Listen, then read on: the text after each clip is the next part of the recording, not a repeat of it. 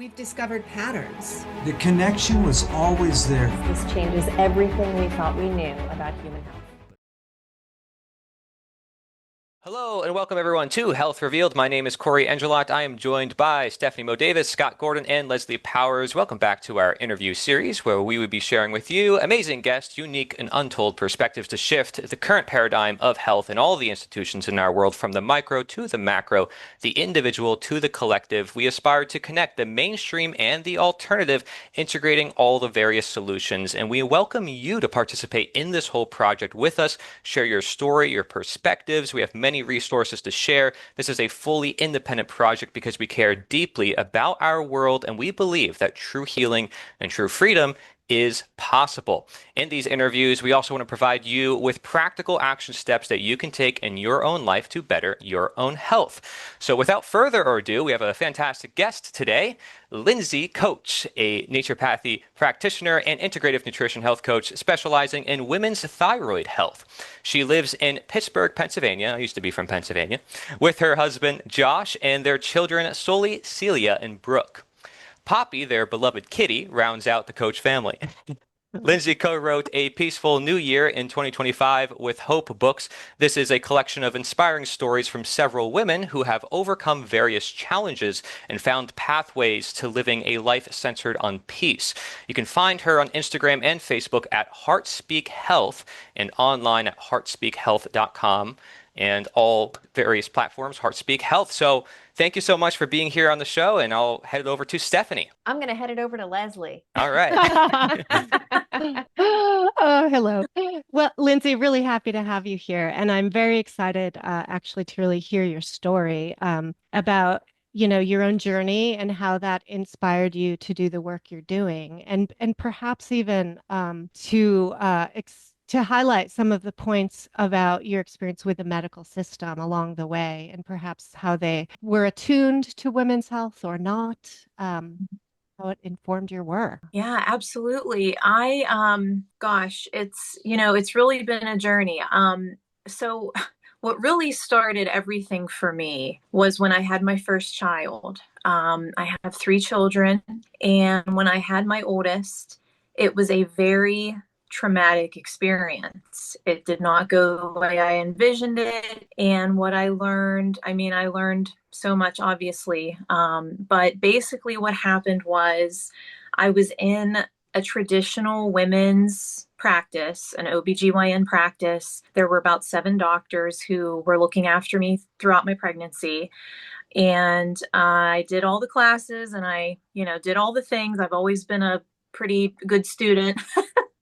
And when I actually went into labor and went to the hospital, I walked in, I had a doula, and I had one of those birthing balls, and I was all ready to go. And the one nurse looked at me and she was like, "Oh, you're going to end up having a C-section." And I was like, "Oh, okay."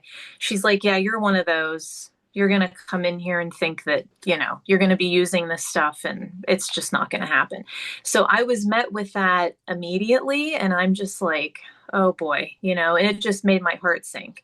And from there, it just really went downhill.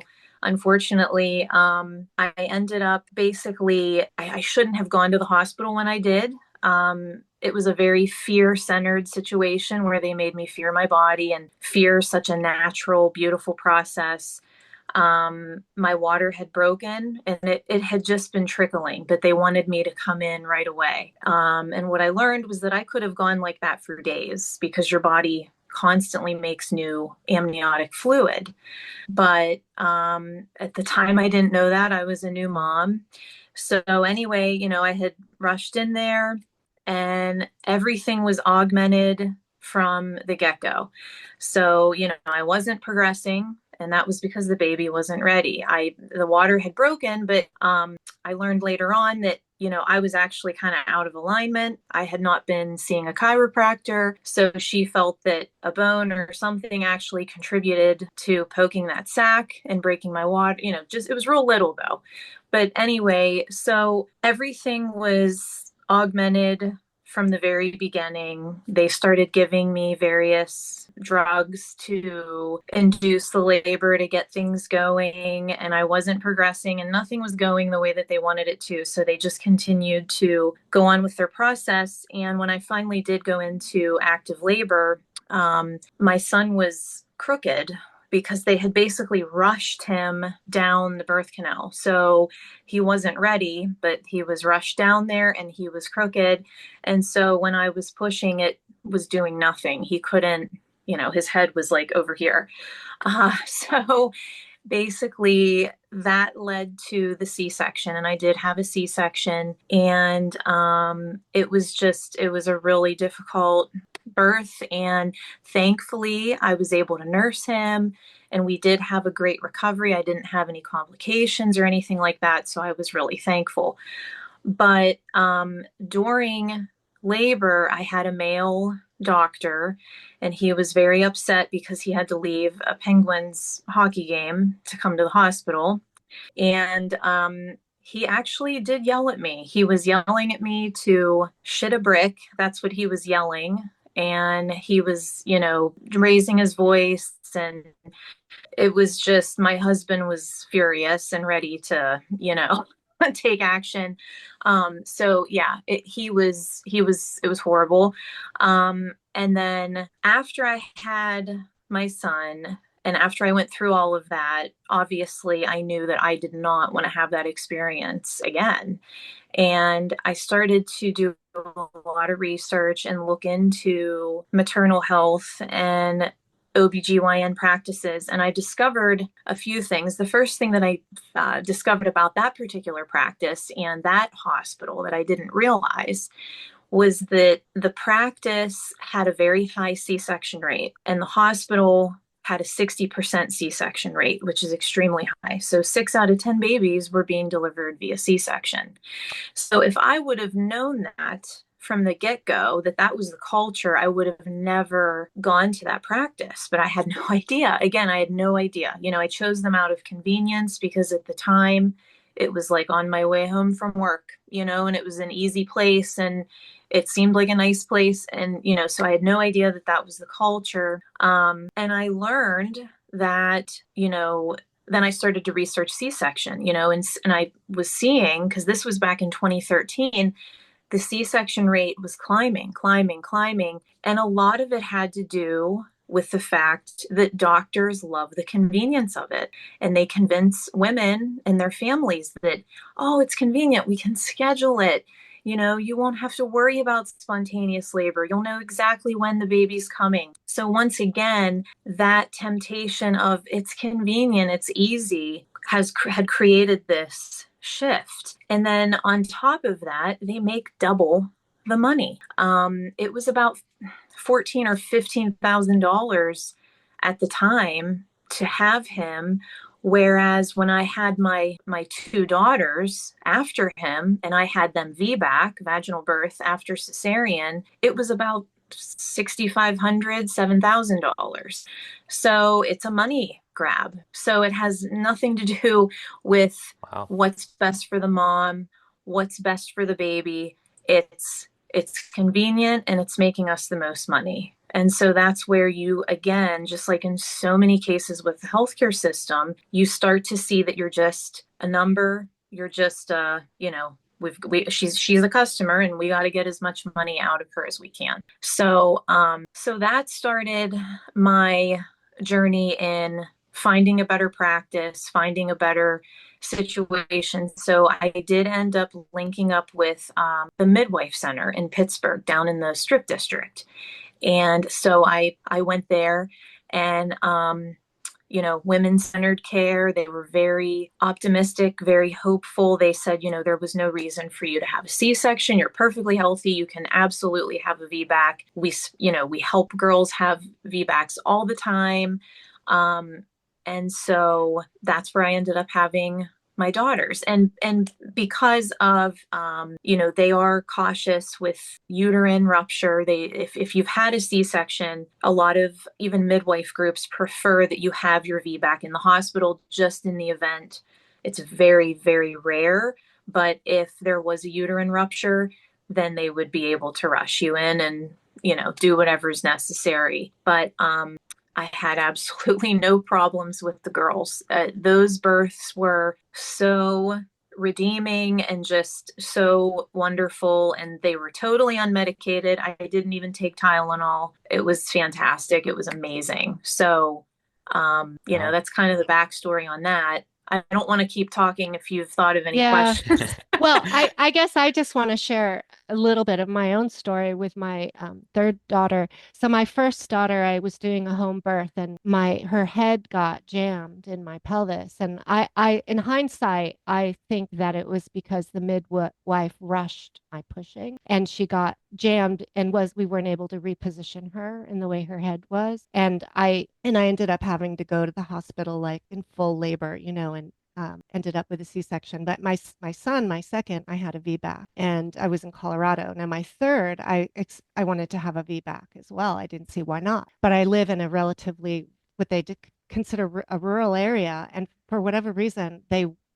hospitals up here refused to do VBACs because they couldn't guarantee that the anesthesiologist would be able to get there within a certain amount of time, and they weren't going to invest in that to happen, basically. And Yeah. so because of that, I was in this tight position, and I was not allowed to go into the hospital to do the VBAC. And the midwife that I was working with she was alienated from the hospital because the hospital locally does not like midwives, and they refuse to work with any midwife. So she was basically like, if you have the baby in my house, which was the plan, and then something goes wrong, I can't go with you to the hospital. You'll have to go on your own. And I ended up having some weird things. It was just it was a lot of turmoil that was so unnecessary, and was very stressful throughout because of this pushback on what I really wanted. So it's a really big issue, I think. And also the hospital here has a very high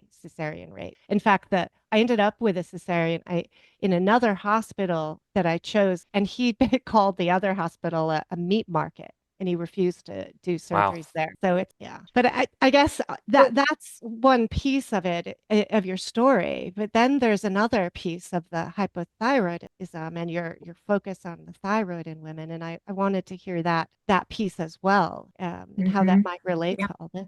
Yeah, and it does. It does because basically after I had my oldest, Sully, after that happened with the C-section, I nursed him. We had a wonderful recovery and postpartum period. But there were a couple of things, first of all, I've had challenges with my mother. Our relationship, has always been challenging. And there's a lot of things there just with I love her for where she is, but she hasn't been as interested in self-improvement or maybe trying to resolve different childhood traumas or things that have affected the way that she's handled her relationships. And I learned that as I became an adult and went through my own journey. But, I've learned to love her where she is. But after I had my first child, it was really hard to not have that motherly love and support that I really needed, especially after having that traumatic birth and, just feeling so disappointed and so confused. So there was definitely that energetic side of it. And I felt like that probably contributed to me being,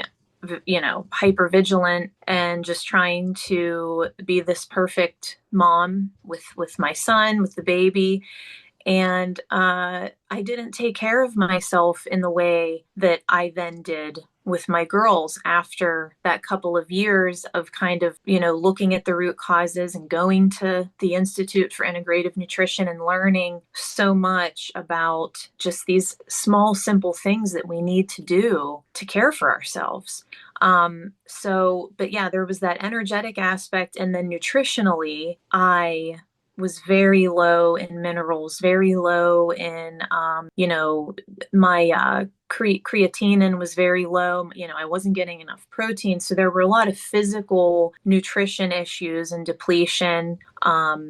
Whenever my son was, I think he was about a year and a half old, I felt terrible. I couldn't like function. I was exhausted all the time, the cold hands and feet. And I felt awful. And so I went to the doctor, and he was like, well, it could be the thyroid. And then I actually had an appointment at the midwife center in the same week. And she kind of reached out and she felt my thyroid and she said, your thyroid's a little swollen. I think there's something going on there. So then that was what led me into the hypothyroidism diagnosis. And then I also found out that I was actually entering menopause. I had no hormones at all. I had nothing. I had a little testosterone, and my body was basically in a state of fight or flight.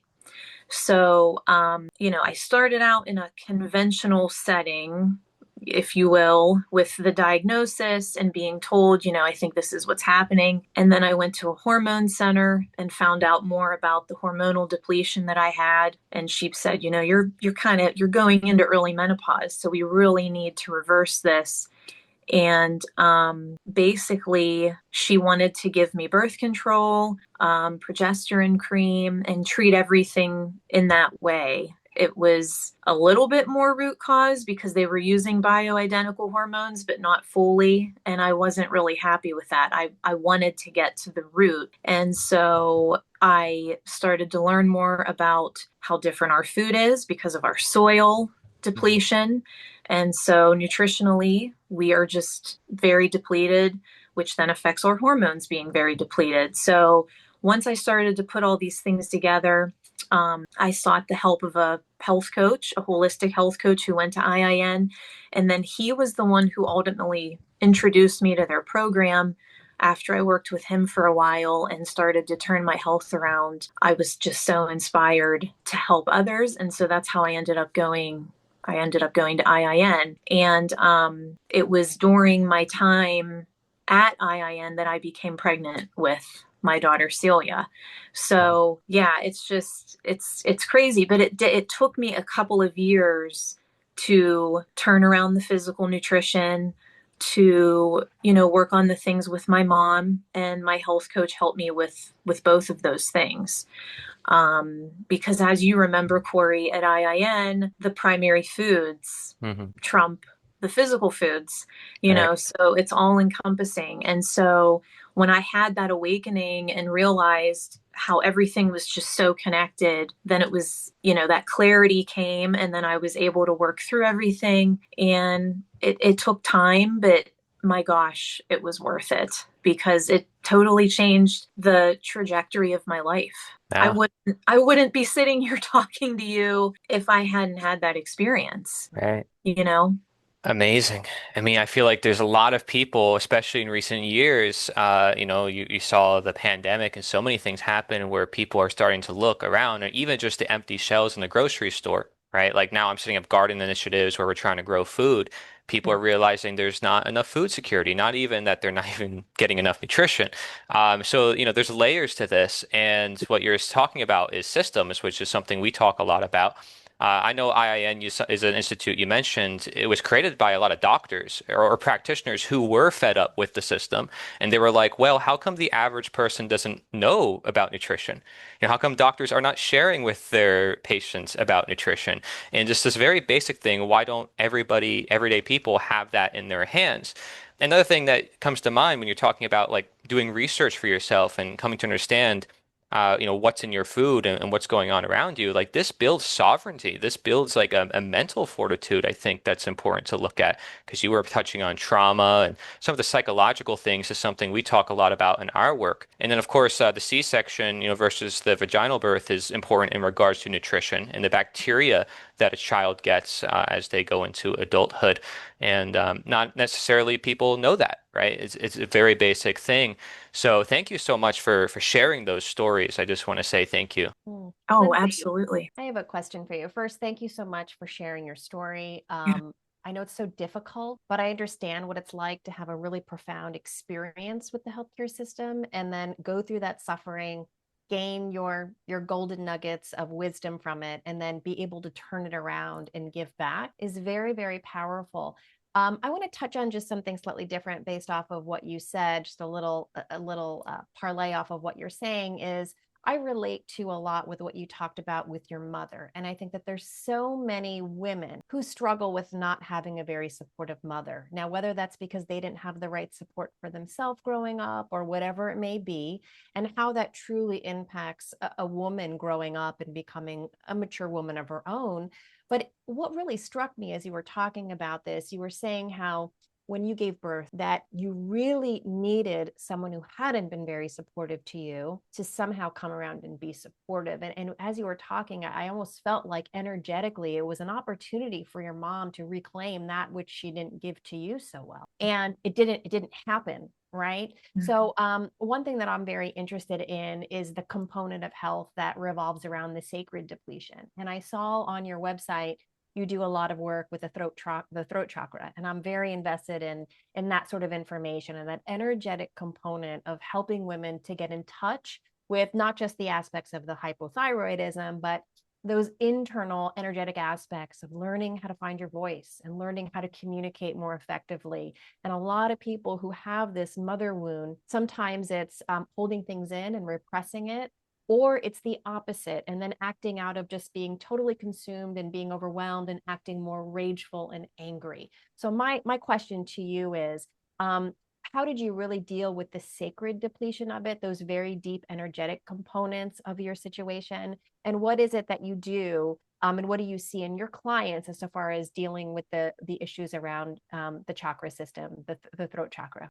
That's such an awesome question. I appreciate you discussing this because this is huge. And honestly, this has been the most significant thing when it comes to working with other women. In my case, I held back a lot as a child. And then even as I got older, I feel like I was always in a pleasing state because my mom's behaviors were so unpredictable and I never knew what I was walking into.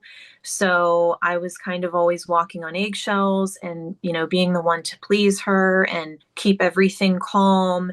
And, so for me, in the situation specifically with her, I did have to find my voice and I had to find a way to communicate with her and express to her how she had hurt me. Because to be honest with you, there were a couple of really traumatic things that she did to me not long after I had my son. And, I feel that what she did is related to some very deep wounds within herself. And so, she hurt me. And I did have to learn how to talk to her about it. And it was crazy because it's like it shouldn't be that hard, but it always was. So finding my voice with her and affirming boundaries and explaining to her, this is my standard, this is what I expect, and this is what I want for us. And if we can't have that, then I'm not going to be able to let you into these parts of my life because you've created so much pain and so much strife.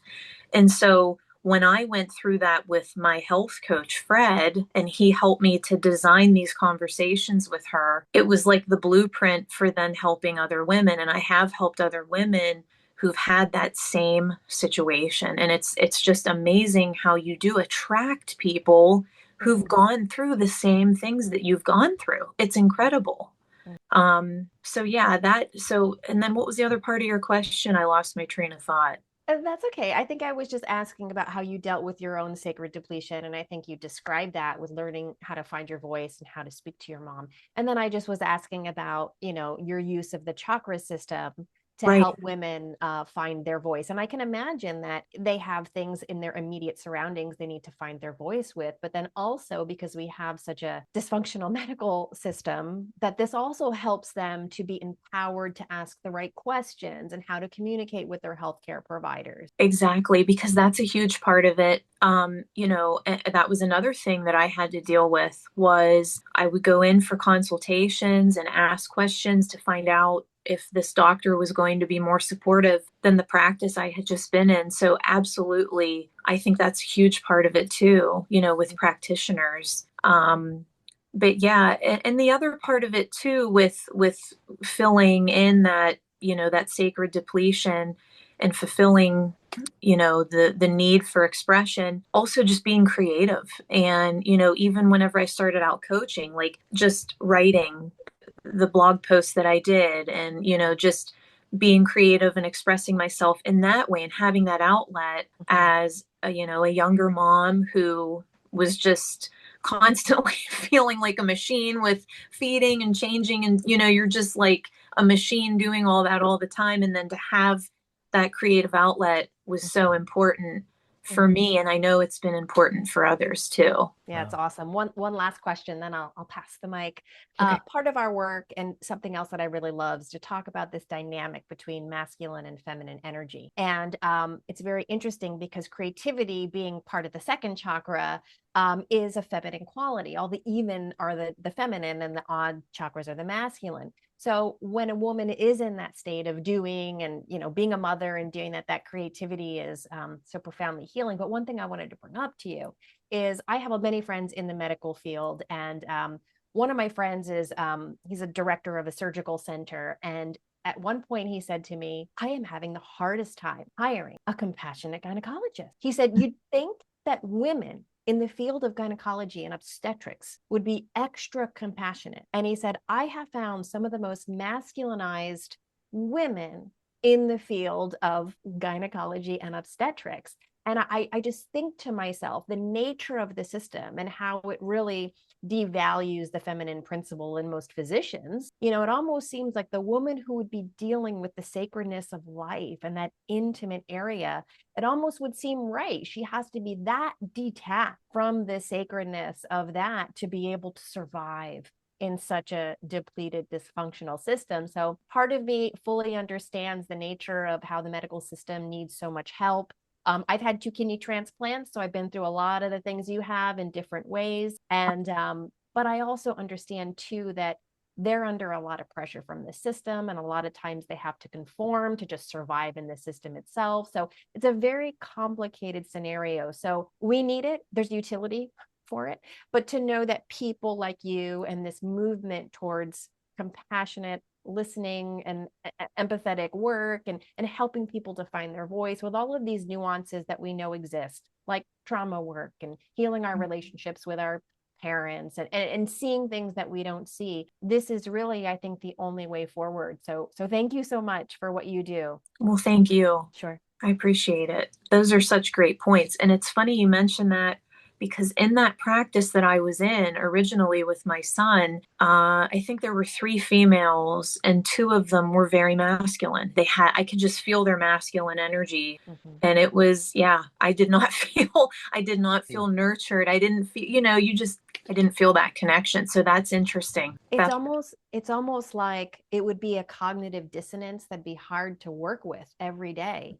If you were super compassionate to someone else and empathetic and doing your job, you have to also be performing that upon yourself. Or there's cognitive dissonance. Like, why am I giving all this other woman care, but I can get, so there'd be like a battle. So it's like, I have to go hard to survive. And that's all I got, which really sucks, I think, for the women in healthcare. I've worked with a lot of women in healthcare, and man, the rates of depletion and what they have to do to survive is, I really feel for them. So yeah, and that's another factor too, just with hypothyroidism, is women who are living more heavily in the masculine, and they're in this constant state of fight or flight, and they have that chronic stress that just, it never stops. So everything slows down. I mean, your body is so intelligent, it's just trying to protect you. And okay, we're gonna slow everything down. She's in danger. And so career change is one of the top things that I help people do, is let's look at what you're doing for work and let's try to get you out of it completely, or let's bring you home, or, but that's always such a huge source of chronic stress and too much masculine energy. So that's interesting. I a clarifying question. You mentioned primary foods and physical foods, and I'd like for you to explain what the difference is between them. Yeah, sure. So at the Institute for Integrative Nutrition, Josh Rosenthal, who's the founder, he actually has a book, and I believe it's titled Primary Food. But he came up with this concept where the foundation of our nutrition is energetic. And so what you have is your relationships, your career, your spirituality or your faith, and then physical movement. He places physical movement in that category, just because of the connection between us physically moving our body and the energetic effects that it has, not just from a cardio perspective or strength perspective, but the mental and spiritual effects that it can have. So there's those, and then the physical nutrition, just, the food that we have to eat. And it's funny when you look at how much, changing what you're eating and eating better foods provides you with clarity and kind of, opens up that gateway into having more mental and spiritual clarity, and just the way that ping pongs is amazing. So much of our diet seems to calcify the pineal gland, and there's just all of that's crazy. Okay. Yeah, and it's an assault on the thyroid as well, the American diet and the bread and the bromides, things like Yes. that. Lindsay, I wanted to let you know that I really resonated with your opening story about your first birth. It was 40 years ago that my wife at the time and I had my only daughter. And there was no internet in those days. We would have loved to have signed up for midwife services. We were going to do as natural as we could under the circumstances. And so we were enrolled in birth classes at the hospital, and we attended the birth classes faithfully, learned how to breathe. Our goal was to try to get through the birth without resorting to anesthesia. But when we walked into the room with the doctor wasn't on board with the classes that we did. All that gave me was the right to be present. At that time, it was very, not men couldn't go in with the women most of the time. This is a progressive hospital, it's a new program. That's why we had the classes. So there I was witnessing him browbeating her into trying to get her to take the anesthesia anyway. They had the anesthesia wagon right outside the door. You could see every time the door opened. And his attitude was extremely sarcastic, and he just scoffed at the idea that we were going to try to do this. And he began to, with his actions and behaviors, begin to drive a wedge between us to the point where we ended up having to compromise and say, okay, let's get an epidural. And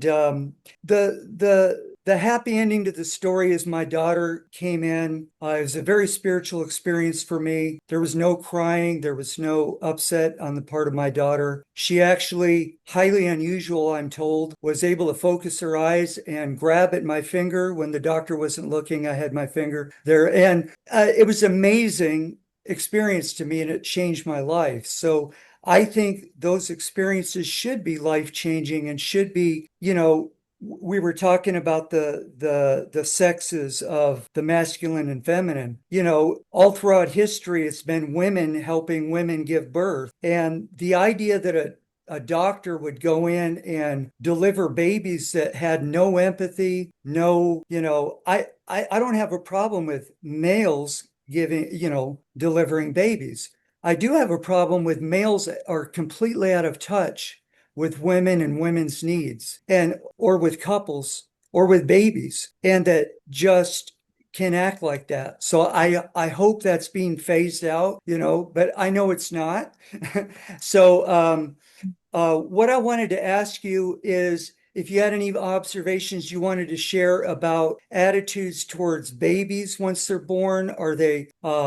Did you experience anything like pressures for shots or other invasive medical treatments? How were the babies treated? Is that a factor as well? And do you want to say anything about that? Yeah, you know what? Whenever I had him, they were very much, you know, we're going to do the shots now. And at that point, I was not aware with the vaccines. That came along a little bit later. But yeah, I ended up vaccinating him. And when he was 2, I had started to read some books about that because my eyes were just being opened to so many different things. And I did decide at that point that I was done. When he was 2, I actually didn't vaccinate my daughters. So with my first daughter, with my second child, that was where I saw the pushback because I had been going to the same pediatrician that I'd taken my son to, and they told me, if you don't take the shots, if you don't give her the shots, then you're done. You're going to have to find another practice. And so we did.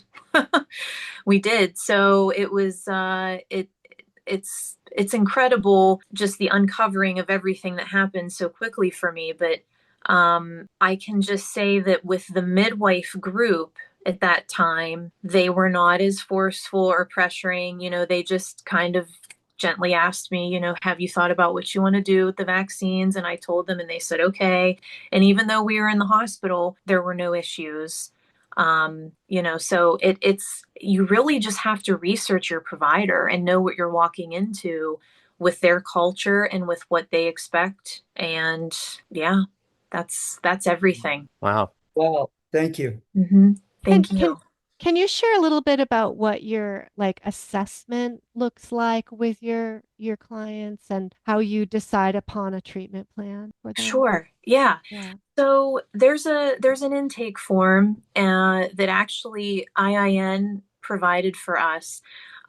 They gave us one for women, for men, for children, teens, elderly, and it's been a really helpful tool because basically what I do is I have people answer questions based on their childhood because there's the belief of the first 10 years of our life is our constitution. And so what happens in that first 10 years with nutrition, you know, with your primary foods, your relationships, all the things, you know, influences so much because we are essentially built pretty quickly in that first 10 years of our lives.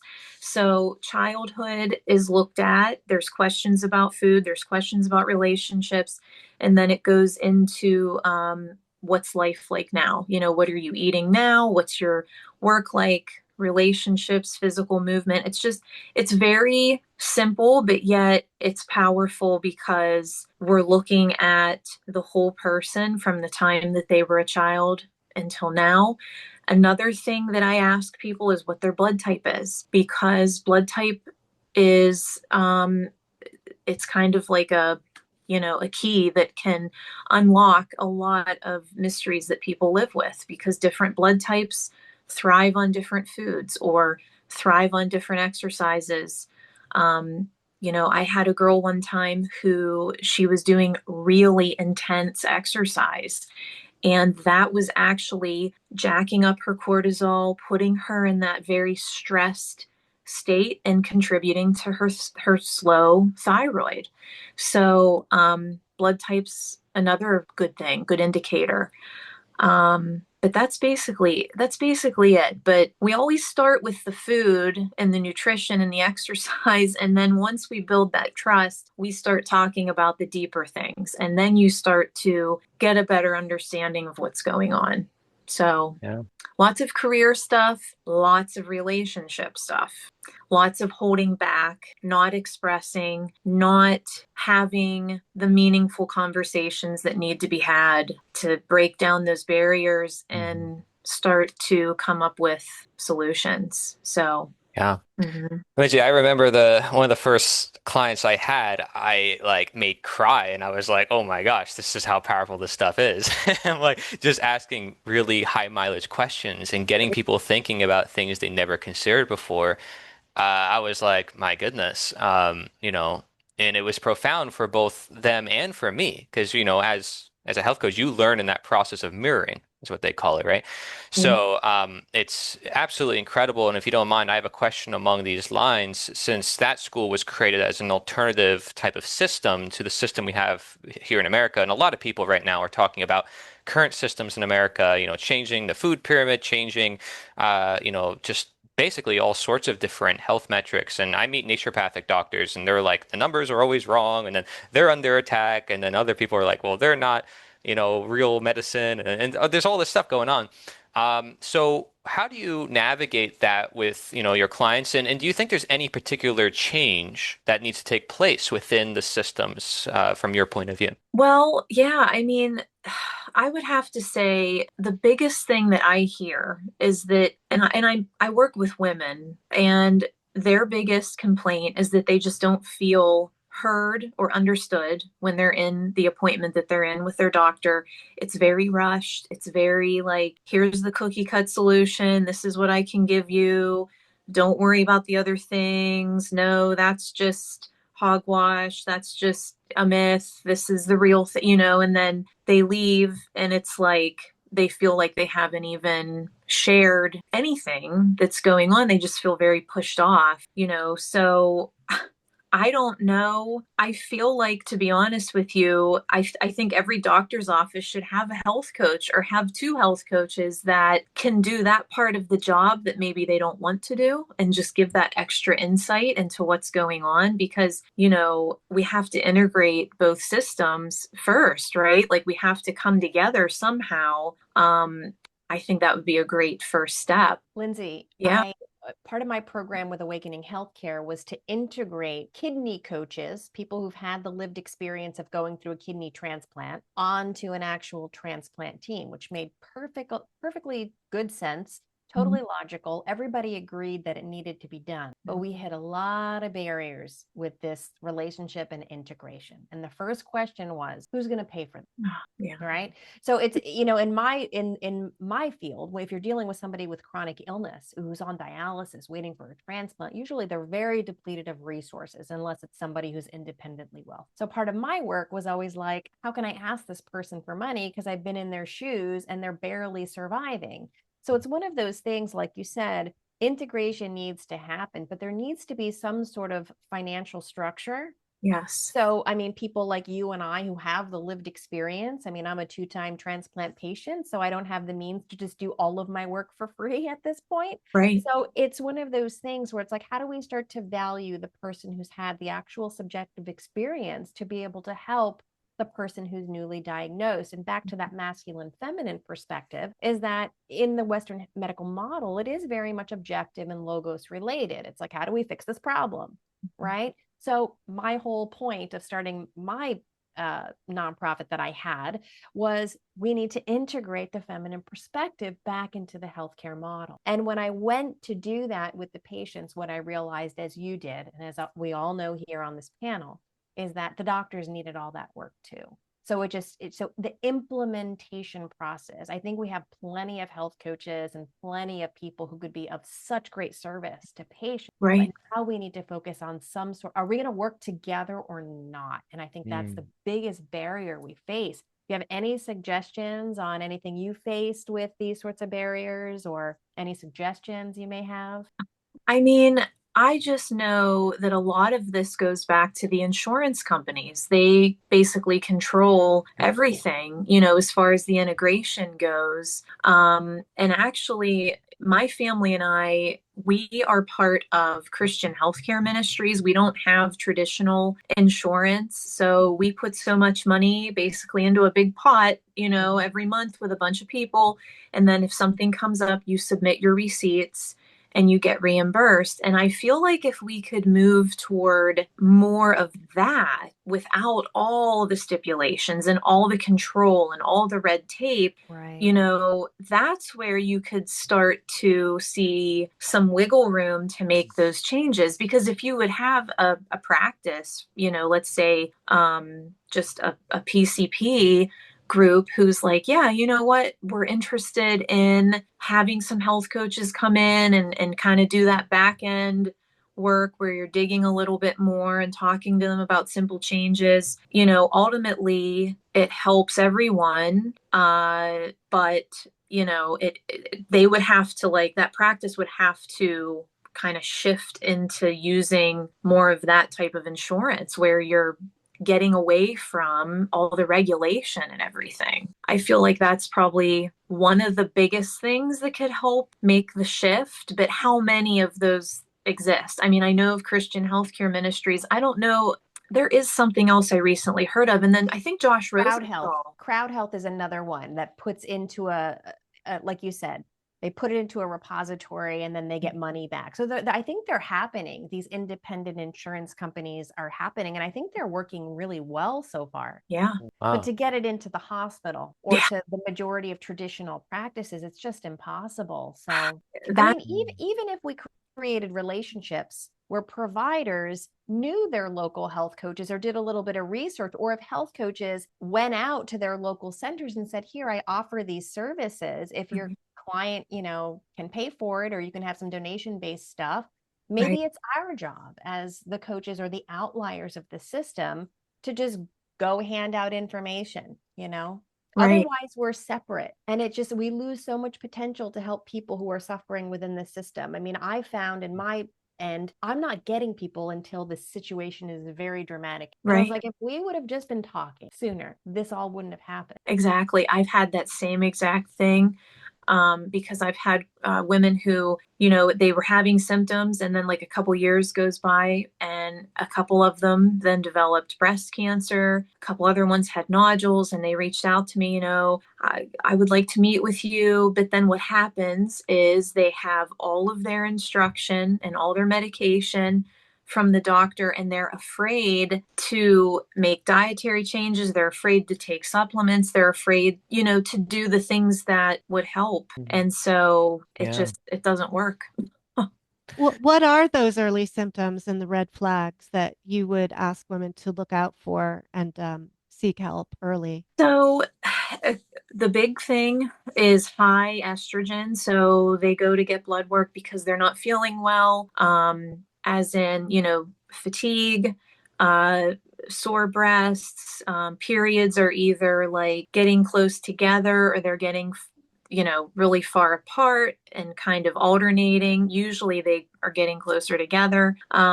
Nodules forming or growths forming on the thyroid or in the reproductive system or just, on the breasts. Migraines, all of those types of things. And so a lot of it really, again, goes back to mineral depletion because they are stressed. They have chronic stress. And when we're stressed, we suck down minerals. We suck down a lot of magnesium and we burn through iodine and that type of, those things. So, they try to take care of it themselves. And then time passes and, they get stuck back on that wheel and the hamster wheel. And then pretty soon it's an early stage breast cancer. And then at that point, it's like, okay, I've really got to change my life, but when they get sucked into that conventional way of dealing with it, it's really hard for them to implement what I want them to because there's all these stipulations. It could even be something like, well, if you're taking this medication, we don't want you to eat these certain foods, or we don't want you to take these certain vitamins or supplements. And it's a battle. There's a story locally here of a health practitioner who was not mainstream, right? And I think he was somewhat direct with some of his patients about deterring them from doing chemo. And somebody turned him in, and they actually set him up with someone going in and pretending they had an issue. And they caught him saying something that they considered outside his scope or inappropriate, not, giving medical advice that he shouldn't have given. And he ended up being jailed and losing his whole practice. Wow. Oh Crazy. my gosh. That's So, terrible. yeah, you mentioned mineral depletions, sort of maybe on the nutritional side, and you also mentioned relationships being on more of the primary food side. So would you say those are like the two main things? Like, is there anything else nutritionally that may have to be looked at when it comes to the thyroid that you notice as like a reoccurring theme? hmm Well, so was it Scott, I think, that was talking about the baked goods, the bread, Hmm. all of those wheat products, the flour, and the brominated flour. So there's the bromides and different types of halogens that block the absorption of iodine in the body. So a lot of our diet, a lot of our food system has all this conventional GMO, glyphosate saturated wheat, which is horrible alone, but then it's also blocking iodine. Even, fluoride does this, chlorine in the swimming pool. In the summertime, if you're in the pool a lot, that chlorine can block your absorption of iodine. So, just these little details can make such a huge impact. So there's that. The magnesium is responsible for over 300, 500 processes in the body, I think they say now. And that tends to be depleted by things like caffeine, the stress, like we talked about. So getting away from the I should call it the industrialized diet or food system, kind of going off of that, either making your own breads or buying organic sourdough or Ezekiel 4-9 bread or whatever you prefer to do, but just getting away from that in itself, just the wheat products is huge, because it allows the body to be better at absorbing the minerals, and getting your foods locally, like a local organic farm. There's a website called Farm Match, and you can put your zip code in and find a farm that delivers. They'll deliver to your door. There's a lot of farms that are in these programs where they will deliver to your door, and it's, regenerative soil that their food is being grown in, and they offer other products.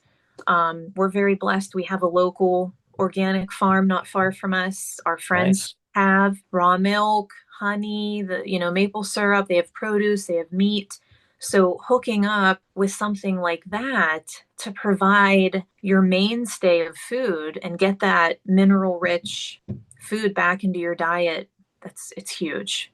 I actually, whenever I started my whole journey with food, I found a farm in Chambersburg, Pennsylvania, and they deliver right now. I think they have like 75 drop off points where they will come into a parking lot. So that was one of the first things I did, because they came to the Lowe's in Cranberry Township and they put out coolers and they put out everybody's orders. Wow. You bring your cooler, load your cooler up, you check in with them, give them your name, because you do it all online. Hmm.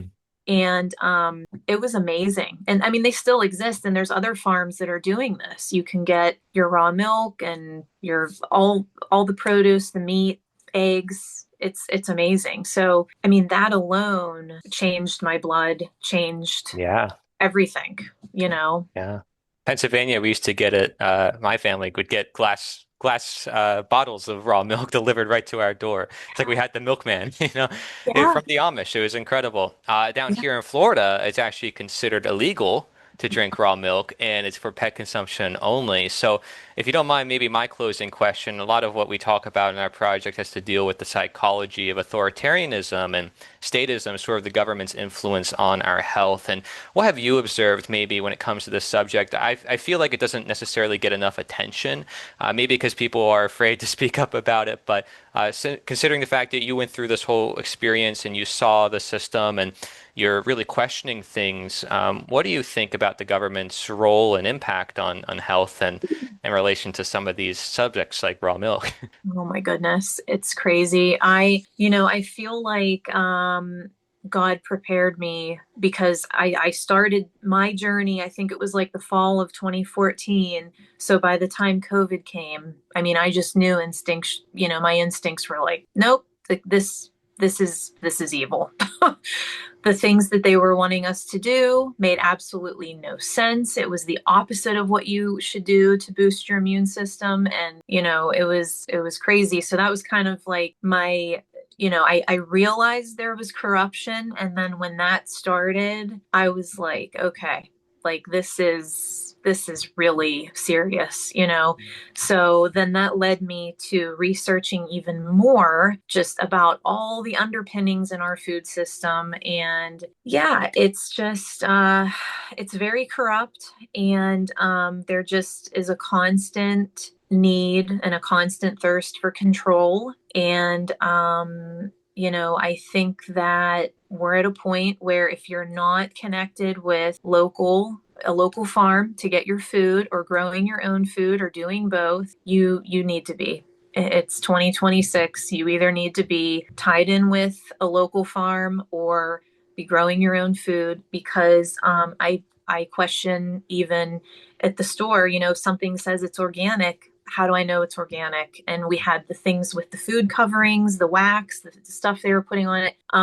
You know, it's just, you hate to be paranoid or feel like you're being paranoid, but it's very difficult to trust anything because everyone is connected and everyone seems to be serving the same small group of people. So, you know, and the healthier that you get, the more awake you become to all of that. So I just think it's incredibly important to focus on being more self-sustaining than anything else, because I mean, honestly, I have no faith in anyone at this point.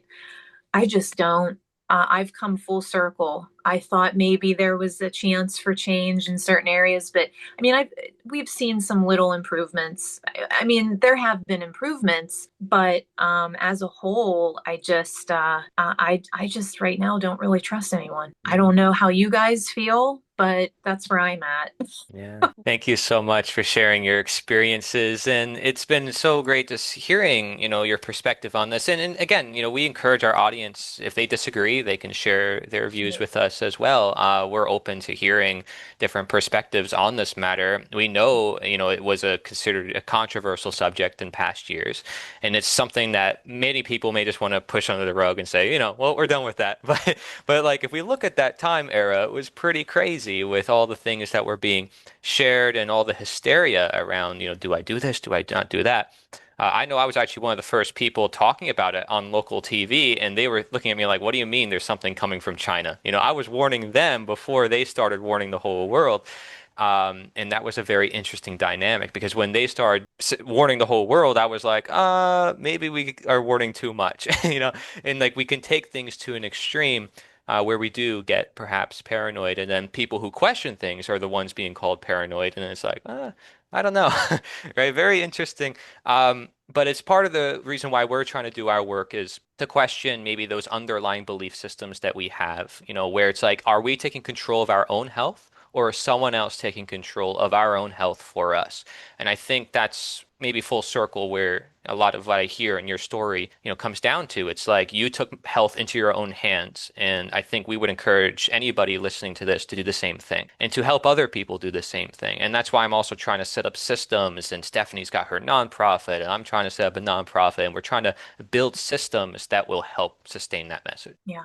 I think that's a wonderful thing. It's needed at this point in time, because, there's other things that are appearing to come down the pipeline, just with a possible surveillance state/social credit system, with digital currency being the mainframe, and just, a lot more of what we're doing being under the microscope, how we're behaving, and what are we buying and what are we doing. And so that's why I just think educating yourself, educating your children, helping them understand how simply your body is so intelligent. It is so amazing. It knows how to heal, but like we learned, you have to give it half the chance.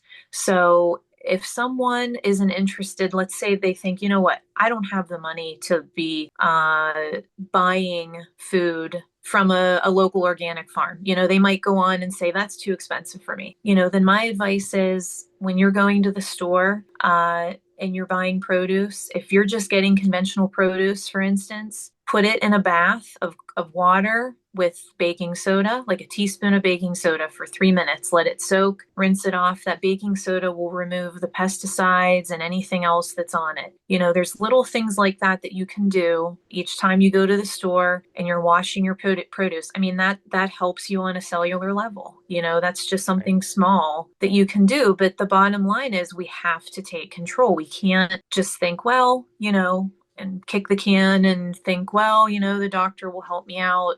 Unfortunately, I mean, there is a time and place for that system, but the big picture is that for your normal everyday life and for you to feel your absolute best, it has to be up to you. So, Thank you so much. I think that's a good way to conclude this whole interview. And Stephanie and Scott, if you have any final remarks to make. No, thank you so much for your wonderful discussion. Oh, thank you. I think I just want to say that I think that the WEF has already admitted part of the COVID era was about testing the public's willingness to comply. So I think that you're right. If we want a new system or we want to do alternative things, we have to get prepared to do without the old paradigm. So I'm just so happy that you stood up for yourself and you're doing what you're doing, Lindsay. I'd love to connect with you again at another time. But thank you so much for your stories. Really moving. Well, absolutely. Awesome. Thank you so much, everybody. Heartspeakhealth.com and on Instagram and Facebook, Heartspeak Health. Thank you, Lindsay, so much. And for everybody, if you want to see more interviews like this and a bunch more resources, healthrevealed.org. That's healthrevealed.org. Thank you for watching.